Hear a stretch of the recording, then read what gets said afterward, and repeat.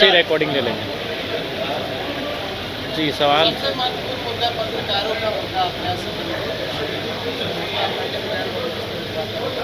देखिए चूँकि हम कोयलांचल से आते हैं और हम देखते हैं कि जब वो चाहे अवैध कोयले पर रिपोर्टिंग का मामला हो, ब्लॉक में व्याप्त करप्शन पर रिपोर्टिंग का मामला हो, तो कहीं ना कहीं जब रिस्की विषयों पर पत्रकार अपनी पत्रकारिता करते हैं तो उन पे भी खतरा मंडराता है। और कुछ दिनों पूर्व हमारे एक मित्र हैं, वो पत्रकारिता के साथ क्षेत्र से जुड़े हैं, उन पर हमला भी किया गया था, हालांकि मामूली चोटें आई थी। तो मेरा चूँकि मैं कोयलांचल से आता हूँ, वहाँ की जो परिस्थितियाँ हैं उस परिस्थितियों से मैं अवगत हूँ। वहाँ काफ़ी चैलेंजिंग है पत्रकारिता करना, और आज जैसा राज्य का माहौल है, करप्शन जिस प्रकार से हावी हो रहा है, जैसे में करप्शन के खिलाफ ही पत्रकारिता आपको करनी पड़ती है, तभी वो वास्तविक पत्रकारिता कहलाती है। तो उस लिहाज से इस राज्य में चुनौतीपूर्ण है, और विगत कुछ दिनों पूर्व जो छत्तीसगढ़ में घटना घटी थी, उसका असर कहीं ना कहीं हमारे राज्य के जो पत्रकार हैं उनकी मानसिकता में भी है, उस भय को यहाँ भी महसूस कर रहे हैं। तो इसलिए मुझे लगा कि पत्रकारिता को भी संरक्षण मिलना चाहिए। तो मैंने वही आज सदन से मांग किया कि इस राज्य में प्रेस प्रोटेक्शन एक्ट लागू करना चाहिए, और साथ ही उन्हें मजिटिया जो कमेटी का स्थापना हुआ है जिस उद्देश्य के साथ, उसका उद्देश्य की भी पूर्ति की जानी चाहिए।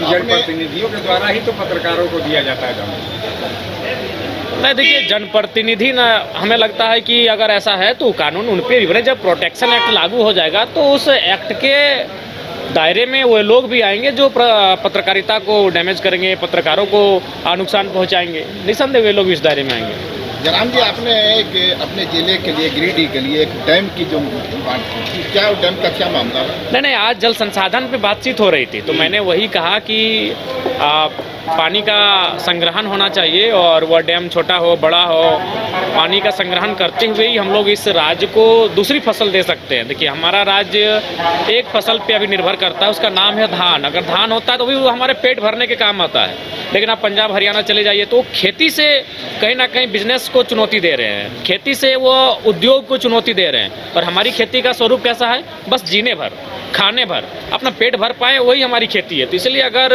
इरिगेशन की व्यवस्था होगी, छोटे छोटे नए डैमों का निर्माण होगा, उस पानी से अगर खेतों तक पानी पहुंचेगा तो निसंदेह हम लोग भी दूसरी तीसरी फसल को तैयार करेंगे, और उससे क्या है कि हम लोग भी कहीं ना कहीं जो हमारे किसान हैं वो उन्नति के रास्ते पे प्रशस्त हो पाएंगे।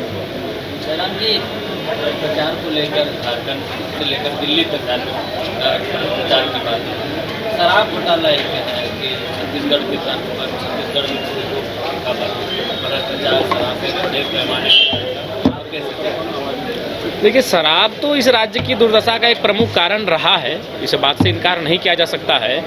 उस पर हमें लगता है कि हमारे राज्य की सरकार को, उस विभाग को पड़ोसी राज्यों से अध्ययन करना चाहिए, उनके जो क्रियाकलाप है, कार्य है, उनसे सीखना चाहिए।